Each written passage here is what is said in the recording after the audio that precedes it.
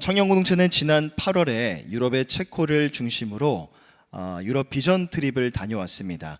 거룩한 자들의 발자취를 따라서라는 이 테마, 이 주제를 가지고 24세기부터 18세기까지 이르러서 종교개혁자들의 삶과 그들의 역사를 살펴봤습니다.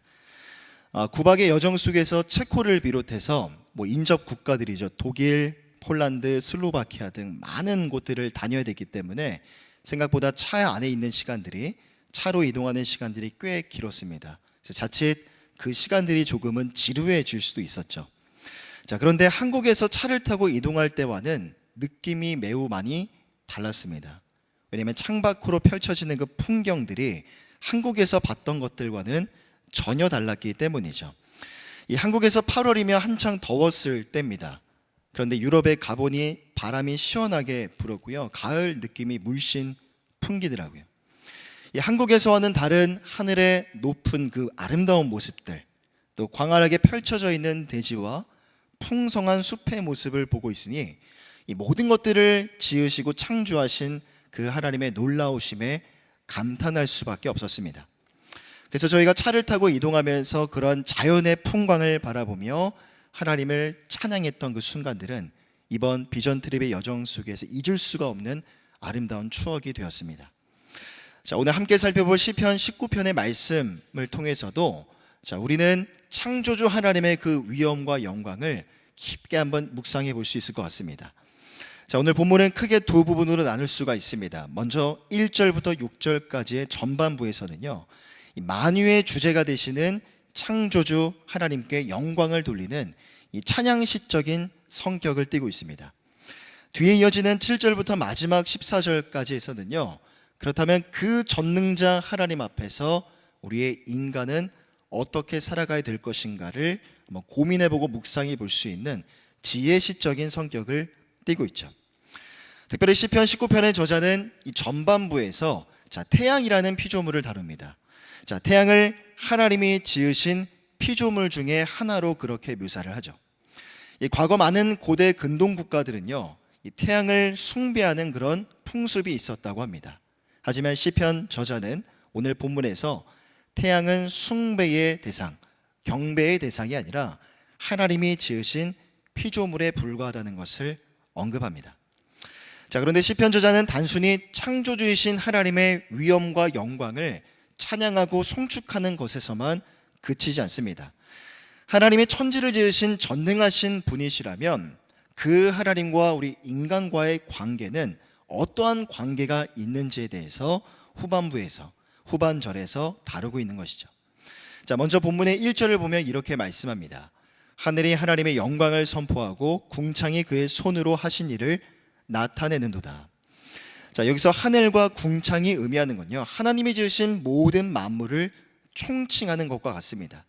즉 하늘이 하나님의 영광을 선포하고 궁창이 그의 손으로 행하신 일들을 나타낸다는 건요, 이 땅의 모든 피조물들은 창조된 그 순간부터 지금까지 앞으로도 동일하게 창조주 하나님의 놀라우신 영광을 찬양하게 된다는 거죠. 그리고 그 피조물로서의 창조주를 찬양함은 바로 하나님의 형상대로 지음받은 저와 여러분들에게도 결코 예외가 될 수 없는 일들인 겁니다. 그러기에 오늘 시편 19편의 말씀을 중심으로 하늘이 하나님의 영광을 선포하고 궁창에 그의 손으로 하신 일들을 나타냄과도 같이 이 하나님의 형상대로 지음받은 저와 여러분들, 우리가 창조주 하나님, 전능하신 하나님 앞에서 과연 어떠한 삶을 살아가야 될까? 두 가지 은혜를 함께 나누고자 합니다. 첫 번째로 전능자 하나님 앞에서의 우리의 삶은요, 하나님의 말씀을 사모하고 말씀을 깊이 묵상하는 삶을 살아야 됩니다. 이 땅에 태어나서 살아가는 많은 사람들이 갖고 있는 공통적인 궁금증이 하나 있습니다. 그것은 바로 인간은 어디에서 와서 어디로 가고 있는가라는 궁금증이죠. 그 근본적인 물음에 대한 해답을 우리는 어디서 찾을 수 있는 거 아니? 바로 창세기 1장에서 그 해답을 찾을 수가 있습니다. 우리가 창세기 1장을 보면 가장 많이 표현되는 구절이 있습니다. 하나님이 이르시되라는 구절이죠. 하나님이 이르시되. 이 표현은 곧 하나님이 말씀으로 모든 만물을 창조하셨음을 보여주는 결정적인 단서가 되는 겁니다. 이것에 대해서 히브리서 11장 3절에서는 이렇게 말씀합니다. 함께 읽어보겠습니다. 시작.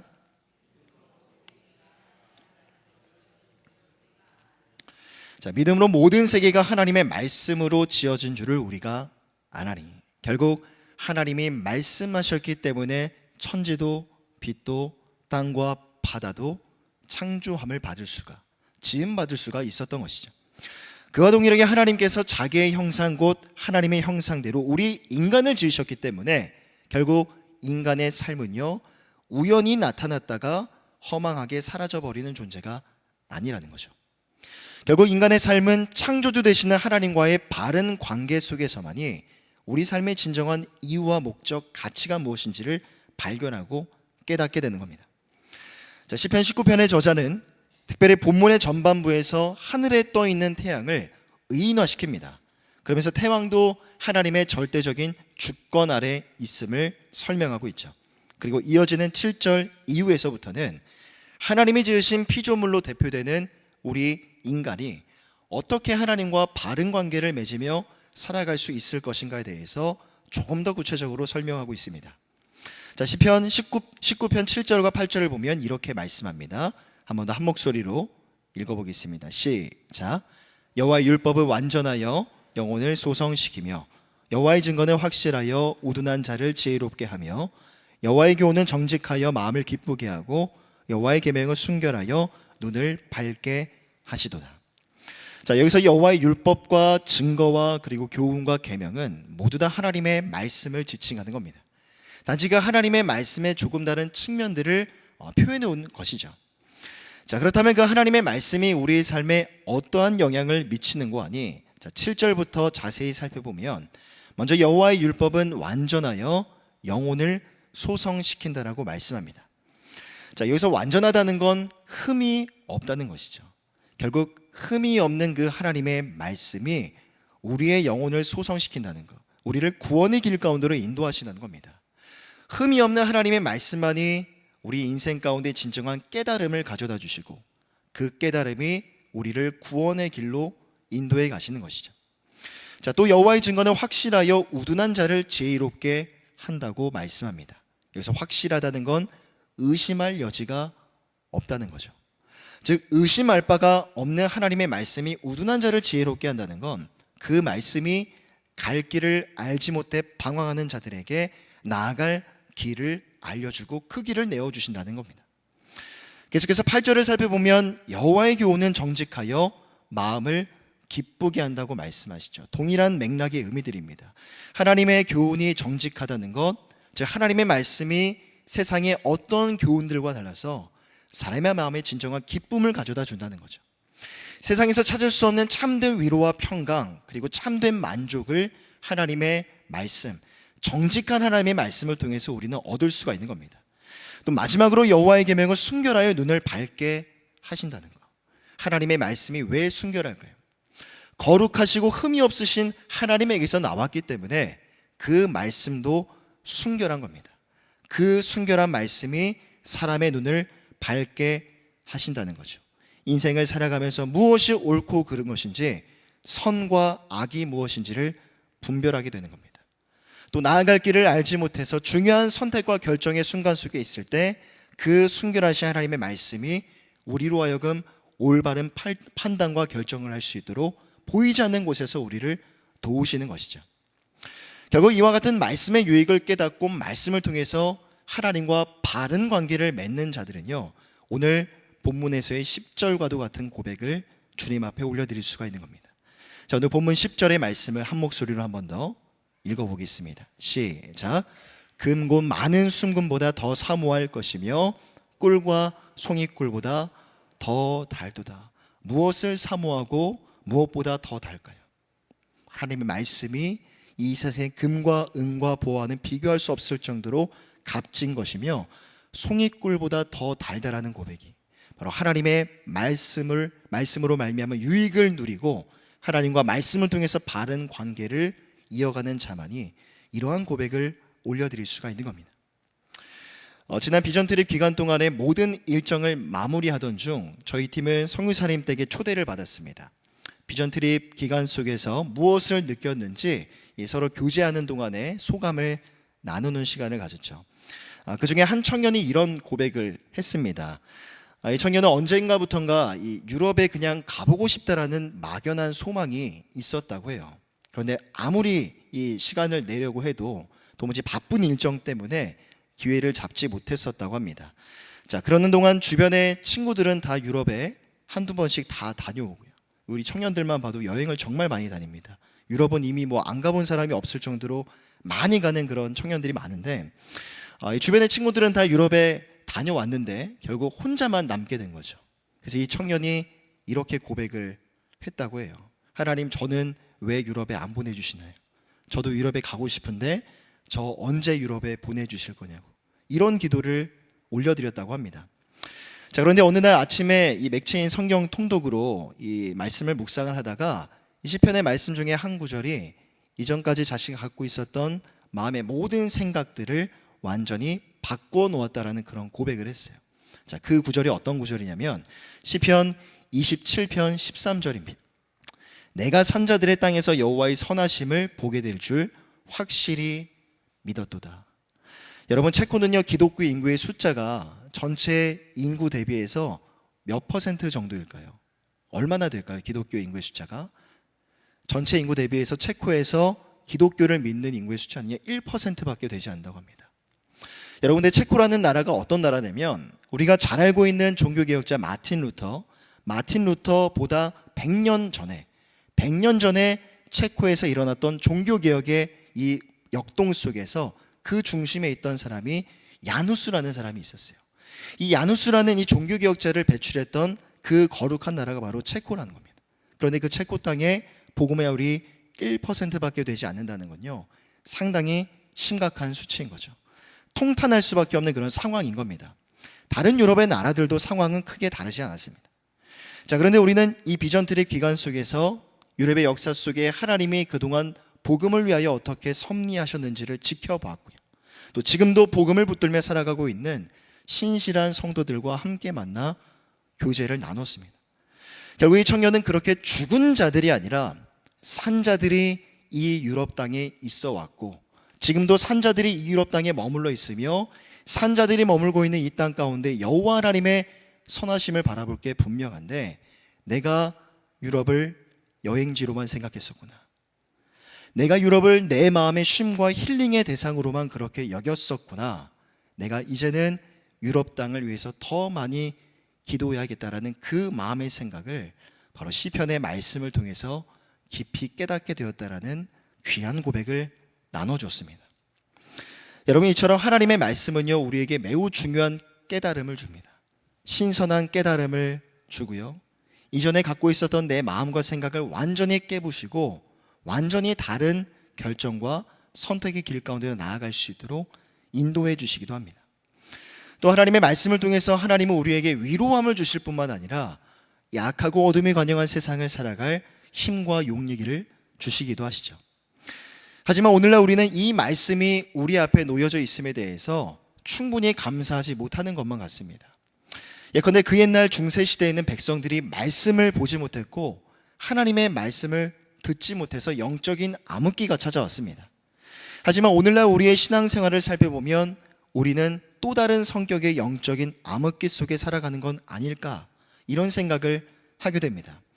우리는 자유롭게 말씀을 볼 수 있고 언제든지 우리의 선택에 따라 말씀을 들을 수도 있습니다. 하지만 우리는 좀처럼 성경책을 열지 않고요, 하나님의 말씀을 들을 수 있는 자리를 사모하지 않습니다. 아니면 하나님의 말씀보다 세상의 어떤 금은보화가 내 마음에 더 들기 때문에 하나님의 말씀이 내 앞에 있음에도 불구하고 말씀 속에 담겨져 있는 유익들을 누리지를 못하는 것이죠. 그렇게 우리는 오늘날 이 시대에 또 다른 성격의 영적 암흑기 속에 빠져 살아가는 건 아닐까요? 하지만 온 천지 만물을 말씀으로 창조하신 하나님께서는 오늘도 저와 여러분들에게 말씀하십니다. 그리고 그 하나님의 말씀으로 우리의 삶의 주가 되어주시기를 원하십니다. 그러기에 이 시편의 고백이 저와 여러분들의 고백이 되었으면 좋겠습니다. 시편 119편 97절 말씀을 함께 읽어보겠습니다. 시작. 내가 주의 법을 어찌 그리 사랑하는지요 내가 그것을 종일 묵상하나이다. 사랑하는 성도 여러분, 전능자 하나님 앞에서 우리는 어떠한 삶을 살아가야 될까요? 가장 먼저 전능자 하나님 앞에서 여러분 하나님의 말씀을 더욱 사모하시고 그 하나님의 말씀을 깊이 묵상하시기를 바랍니다. 그 사모함과 깊은 묵상으로 말미암아 우리 하나님 아버지를 더 깊이 알아가는 이 가을의 계절이 되었으면 좋겠습니다. 그래서 오늘 시편 19편에 나와 있는 이 말씀의 유익들, 말씀을 통해서 얻을 수 있는 놀라운 유익들을 모두 다 나의 것으로 취하기를 결단하고 소망하는 우리 모든 성도님들이 다 되시기를 간절히 부탁드립니다. 자, 마지막 두 번째로 전능자 하나님 앞에서 우리는 어떠한 삶을 살아가야 될까요? 두 번째로 자신의 연약함을 깨닫고 은혜를 간구하는 삶을 살아야 합니다. 자, 계속해서 11절 말씀을 보면 이렇게 말씀합니다. 또 주의 종이 이것으로 경고를 받고 이것을 지킴으로 상이 크니이다. 자, 이 구절은요 하나님의 말씀이 지닌 교훈적인 측면을 강조해주고 있습니다. 즉 하나님의 말씀을 통해서 우리는 인생 가운데 무엇이 옳고 그른지를 분별하게 되는 거죠. 그리고 그 분별하는 과정을 통해서 그 사람의 삶의 양상이 달라지게 되는 겁니다. 자, 또한 하나님의 말씀으로 옳고 그름을 분별하는 자는요, 그리고 자신의 삶을 돌아보며 겸손히 이렇게 고백할 수 있죠. 자, 본문의 12절과 13절을 함께 한 번 더 읽어보겠습니다. 시작. 나를 숨은 허물에서 벗어나게 하소서. 또 주의 종에게 고의로 죄를 짓지 말게 하사 그 죄가 나를 주장하지 못하게 하소서. 그리하면 내가 정직하여 큰 죄과에서 벗어나겠나이다.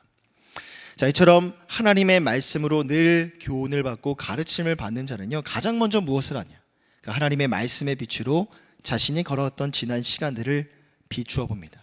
그리고 그 비추어 본 과거의 시간 속에 현재의 시간 속에서 자신 안에 남아있고 내재되어져 있는 죄와 허물을 발견하게 되죠. 그리고 본문에서는 두 가지 종류의 죄가 나옵니다. 먼저 12절을 보면 숨은 허물이 나오고요, 13절을 보면 우리가 고의로 짓는 죄가 나오죠. 여기서 숨은 허물이라는 건 알지 못하는 가운데 짓는 죄를 말합니다. 결국 사람이 죄가 죄인지 알지 못하면서도 그 죄를 짓는다는 건 그만큼 인간이 타락한 본성을 지닌 존재라는 걸 여실히 보여주는 겁니다. 그리고 13절에서 고의로 짓는 죄라는 건요, 말 그대로 죄가 죄인 줄 알지만 그 죄를 짓는 걸 뜻하죠. 그리고 이것은 숨은 죄와 허물보다 더 심각한 죄라고 할 수 있습니다. 왜냐하면 하나님께서는 지금 우리의 삶을 내려다보고 계시기 때문입니다. 지금도 우리의 행위를 바라보고 계시는데 죄가 죄인 줄 알면서도 그 죄를 내가 어김없이 짓는다는 건 결국 우리를 바라보고 계시는 하나님을 기만하는 행위와도 같기 때문이죠.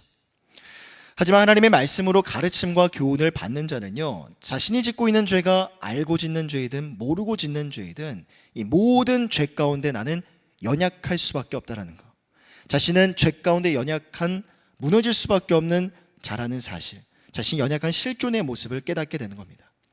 그러기에 그 죄들로부터 벗어나게 해달라고, 그 죄악들이 나를 주장하지 못하게 해달라고 은혜를 간구하며 간절히 기도하는 것이죠. 여러분, 시편의 저자는 본문의 전반부에서 창조주 하나님이 얼마나 높고 위대하신 분인가, 그분의 위엄과 영광을 찬양하는 것에서만 결코 끝나지 않습니다. 그 하나님의 높고 크심 앞에서 자신이 얼마나 작고 연약하며 무가치한 존재인가를 바라보게 되죠. 그리고 그 분명한 자각이 무엇으로 연결이 되는가, 바로 죄의 고백과 은혜를 향한 간구로 이어지게 되는 겁니다. 저는 지난 추석 전날에 날씨가 너무 좋아서 청년 한 명과 신방을 하다가 우리가 어디를 갈까 하다가 어디를 갔냐면 저 위에 있는 북한산 자락길에 올라갔습니다. 여기 계신 성도님들도 운동하시려고 자주 올라가실 텐데 비가 오고 난 뒤였기 때문에 하늘이 무척 맑았습니다. 공기도 매우 깨끗해서 올라가서 잠깐 걸었지만 그 걷는 시간들이 너무나 마음을 기쁘게 했습니다. 이 자락길에 올라가서 내려다 보이는 저 홍제동, 홍은동 지역을 바라보니까요, 우리 홍성교회 굉장히 큰 교회입니다. 저 위에서 내려다 보니까 우리 교회 크기가 제 손가락 한 마디 정도밖에 되지 않더라고요. 그런데 그 교회 안에 살고 있는, 들어와서 이렇게 예배 드리고 있는 우리의 모습은요, 얼마나 더 작을까요? 마치 하나의 점처럼 보일 수도 있고요, 저 자락길에서 내려다봤을 때 보이지 않을지도 모릅니다. 개미처럼 작게 보일지도 모르죠. 자, 그런데 이 자락길보다 훨씬 더 높은 곳에 계시는 우리 하나님께서 인생을 굽어 살피실 텐데, 그 하나님의 시선에 보이는 우리의 모습은 과연 어떠할까요? 아마 작은 먼지, 티끌과도 같은 그런 존재들이지 않을까요? 만약 하나님께서 우리를 바라보실 때 우리 삶의 뭔가가 마음에 들지 않으셔서 우리를 그냥 불어버리시기로 그렇게 작정이라도 하신다면 우리는 금방이라도 사라질 수밖에 없는 그런 연약한 존재들인 겁니다. 하지만 그렇게 하지 않으심이 하나님의 은혜인 거죠. 지금도 이 땅에서는 하나님이 경악하실 만한 수많은 죄악들이 그대로 자행되고 있습니다. 하지만 그러한 이 땅을 하나님은 당장이라도 심판하지 않으시고 오랜 시간 동안 참으시고 인내하시는 것, 우리는 그것을 바로 하나님의 은혜라고 부를 수 있죠. 뿐만 아니라 우리는 하나님이 주시는 이 말씀의 교훈을 통해서 우리를 향한 하나님의 은혜가 과연 어떠한 것인가, 그 하나님의 은혜가 과연 어떠한 수준의 것인가를 깊이 묵상해 볼 수 있습니다. 자, 시편 103편 8절과 9절을 보면 이렇게 말씀합니다. 여호와는 긍휼이 많으시고 은혜로우시며 노하기를 더디하시고 인자하심이 풍부하시도다. 자, 또한 13절과 14절에서는 이렇게 말씀합니다. 함께 읽어보겠습니다. 시작.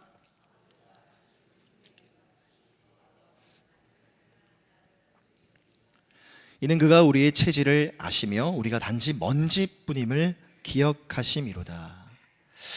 하나님은요, 우리의 연약한 체질을 너무나 잘 알고 계십니다. 그래서 우리를 바라보실 때 부모가 자식을 바라본 것 같이 긍휼히 여기시고 노하기를 더디하시고 우리를 불쌍히 여겨주시는 것이죠. 그러기에 우리가 하나님을 바라볼 때 그 하나님의 성품과 하나님의 하나님 되심을 믿고 우리의 죄와 허물을 하나님 앞으로 가지고 나아가 고백할 수 있다면 하늘이 땅에서 높은 것과도 같이, 동이 서에서 먼 것과도 같이 하나님은 우리의 죄를 기억하지 않으시죠. 우리의 죄를 멀리 옮겨다 놓으시는 겁니다. 여러분, 기본적으로 죄라는 것은요, 하나님과 나와의 사이의 관계를 완전히 파괴시켜 버립니다. 죄라는 건 가장 먼저 하나님과 나와의 사이에 마음의 거리에 영향을 미치죠. 결국 마음의 거리가 멀어지게 되면 그 마음의 거리는 물리적인 거리에도 영향을 끼칩니다. 교회에 나오는 게 불편해지고요, 죄 때문에 예배 시간에 앉아서 말씀을 듣고 기도하는 시간이 몹시 불편해지는 겁니다. 때로는 하나님의 말씀 앞에서 우리 안에 있는 죄와 어둠이 낱낱이 드러날 때가 있을 겁니다. 그 과정이 몹시 내 마음을 괴롭게 할 거고요, 그런 내 자신의 모습이 초라하고 비참하게 보일 수도 있을 겁니다. 하지만 우리가 반드시 잊어서는 안 될 것이 있습니다. 바로 하나님의 성품이죠. 하나님은 죄인을 멀리하지 아니하시고 오히려 죄인을 가까이 하시는 겁니다. 그 하나님의 절대적인 은혜와 사랑을 우리가 언제나 기억할 수 있다면 내 안에 있는 죄로 인한 그 비참함과 초라함은요, 언제든지 죄사함의 은혜와 은총으로 말미암은 깊은 감동과 감격으로 변화될 수가 있는 겁니다. 하나님의 임재 앞에서, 예수님의 십자가 앞에서 그 놀라운 경험을 우리가 체험할 수가 있는 것이죠. 예전에 제가 인상 깊게 봤던 한 광고가 있습니다. 여러분들도 보셨을지 모르겠는데, 한 금융기업에서 40개월 미만 자녀를 둔 젊은 아버지들을 대상으로 설문조사를 했습니다. 아빠의 역할이라는 주제로 설문조사를 했어요. 이런 문항들이 있었습니다. 아이가 제일 좋아하는 음식은 무엇입니까? 아이가 제일 좋아하는 음식. 또 아이의 자는 모습을 지켜본 적이 있습니까? 당신의 지갑 속에 아이의 사진이 몇 장 있습니까? 저희도 저희 집에 아들이 있다 보니까 한번 생각해 봤습니다. 이 세 가지 문항에 대해서 어렵지 않게 저는 대답을 적을 수가 있었어요. 자, 그런데 그리고 나서 같은 질문이지만 대상만 바꿔봤습니다. 아버지가 제일 좋아하는 음식은 무엇입니까? 아버지의 자는 모습을 지켜본 적이 있습니까? 당신의 지갑 속에 아버지의 사진을 갖고 있습니까? 자, 그러자 이 젊은 아버지들은요, 쉽게 뭔가를 적다가 이번에는 적지 못했어요. 저도 한번 생각해 봤습니다. 아버지의 사진? 아버지 좋아하시는 음식? 아버지가 주무시는 걸 가만히 지켜본 적이 있을까? 하나도 대답을 적지 못했어요. 자, 그리고 나서 갑자기 문을 열고 이 젊은 아버지들의 진짜 아버지들이 들어옵니다. 그러자 이 젊은 아버지들은 그 아버지 앞에서 마치 어린 아이들처럼 눈물을 쏟죠. 아마 이 젊은 아버지들은 자기의 아버지를 잘 알고 있다고 생각했지만 실상 내가 잘 몰랐었구나라는 그 마음 때문에 눈물을 흘렸을 겁니다. 또 세상살이에 너무나 바빠서 내가 나의 아버지와 많은 시간을 보내지 못했었구나라는 안타까운 마음에 흘리는 눈물이기도 했겠죠. 여러분, 우리가 신앙생활을 하면서 우리의 하나님 아버지를 알아가는 건요, 너무나 중요한 문제입니다. 하지만 우리가 자주 그리고 매우 쉽게 빠지는 함정이 하나 있는 것 같아요. 내가 하나님 아버지를 이미 잘 알고 있다는 착각, 그러한 사고인 것이죠. 결국 내가 잘 알고 있고 내가 경험했던 그 틀 속에서만 신앙생활을 하려고 하는 겁니다. 그러다 보니 하나님을 알아가는 것에도 한계가 있고요, 하나님을 알아감에 있어서 정체가 오다 보니 내 삶도 더 이상 변화되지 않은 것이죠. 결국 내가 하나님 아버지를 잘 알고 있다고 자부하는 것이 오히려 하나님을 더 깊이 알아가는 것에 있어서 큰 장애물이 되어버리고 말았던 겁니다. 여러분, 호세아 6장 6절에서는요 이렇게 말씀합니다. 나는 인애를 원하고 제사를 원하지 아니하며 번제보다 하나님을 아는 것을 원하노라. 여러분, 하나님이 우리에게 원하시는 건 그 어떤 것보다도 하나님을 알아가는 것인 줄 믿습니다. 그런데 여기서 하나님을 안다는 건요 결코 끝이 있을 수가 없는 것 같아요. 적당함이라는 것도 있을 수 없고요, 만족이 있어서도 안 되고, 하나님을 알아감에 있어서 현재에 안주해서도 안 되는 겁니다. 그러기에 사랑하는 성도 여러분, 지금 이 순간 우리의 삶을 돌아보시고 현재 내가 하나님을 알고 있음에 하나님을 아는 것의 그 크기와 부피에 만족해 하지 마시고 앞서 말씀드린 것처럼 하나님의 말씀을 더 사모하시고 하나님의 말씀을 더 깊이 묵상하셔서 하나님을 알아가기를 소망하는 우리 모든 성도님들이 다 되셨으면 좋겠습니다. 하나님의 그 공의의 말씀 앞에서 여러분들의 삶을 겸손히 돌아보시고 그때 보이는 나의 죄와 허물이 있다면 덮어두지 마시고 그 즉시 하나님의 은혜의 보좌를 향해 나아가시기를 바랍니다. 또 말씀을 통해서 우리에게 약속하신 그 하나님의 은혜와 사랑을 바라보시고 날마다 하나님의 그 보좌 앞에서 죄의 사함의 은혜와 은총을 누리며 살아가는 우리 모든 성도님들 다 되시기를 주님의 이름으로 간절히 부탁드립니다. 말씀을 정리합니다. 오늘 함께 살펴본 시편 19편의 말씀은요 우리가 아직 살펴보진 않았지만 특히나 마지막 14절의 고백이 돋보이는 시편이라고 할 수 있습니다. 우리 마지막 14절을 함께 읽어보겠습니다. 시작. 나의 반석이시오 나의 구속자이신 여호와여, 내 입의 말과 마음의 묵상이 주님 앞에 연락되기를 원하나이다.